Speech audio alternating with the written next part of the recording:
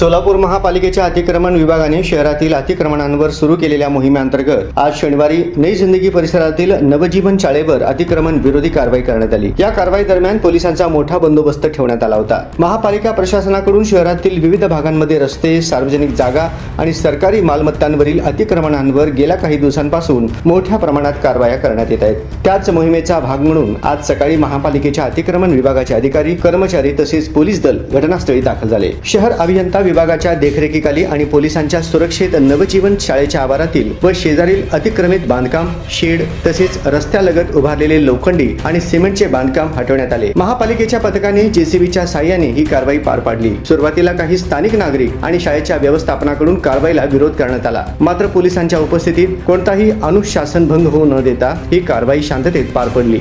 महापालिका अधिकाऱ्यांनी सांगितले की शहरातील रस्ते मोकळे करणे, वाहतुकीस अडथळा ठरणारी आणि सार्वजनिक जागेवर बेकायदेशीरपणे उभारलेली संरचना हटविणे हा उद्देश आहे। आगामी काळात अशा कारवाया सुरूच राहतील। या कारवाईत अतिक्रमण विभागाचे निरीक्षक, अभियंते, पोलीस अधिकारी तसेच मनपा कर्मचारी उपस्थित होते। परिसरातील नागरिकांमध्ये या कारवाईनंतर मिश्र प्रतिक्रिया उमटल्या। काहींनी महापालिकेच्या निर्णयाचं स्वागत केलं तर काहींनी शाळेच्या अडचणींचा विचार करण्याची मागणी केली। या कारवाई दरम्यान महापालिका अतिक्रमण विभाग प्रमुख हेमंत कुमार डोंगरे, कनिष्ठ अभियंता सुफियान पठाण, MIDC पोलीस ठाण्याचे वरिष्ठ पोलीस निरीक्षक व पोलीस कर्मचारी उपस्थित होते।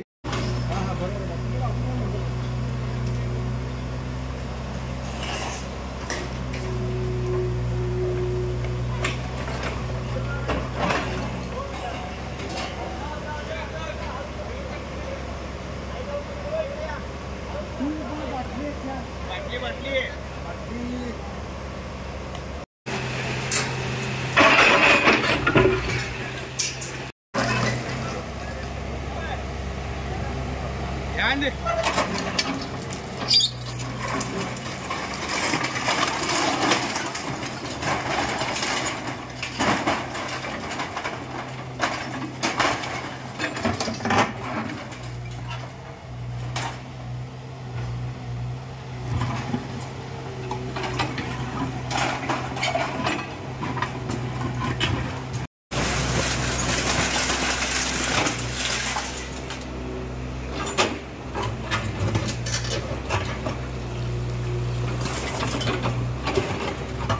आज दिनांक 11 रोजी, दिनांक 7 रोजी अपनानगर येथील नवजीवन हायस्कूलचे अर्धवट राहिलेले पाडकाम आज पूर्णरित्या पाडकाम करण्यात आलेले असून इथून पुढे अतिक्रमण करणाऱ्यांना नम्र आवाहन करण्यात येत आहे की पोलीस, आमचे आयुक्त व इतर वरिष्ठ अधिकाऱ्यातर्फे अशा अतिक्रमण करू नये व पाडून घेऊन आपले नुकसान करून घेऊ नये हीच मनपातर्फे विनंती।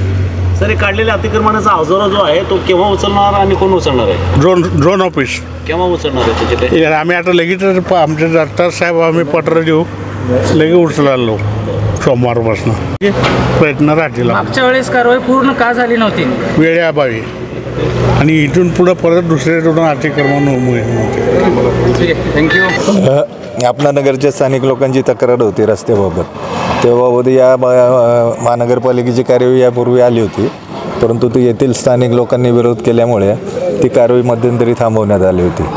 आज रोजी कारवाई ठरल्याप्रमाणे आम्ही योग्य तो बंदोबस्त लावला।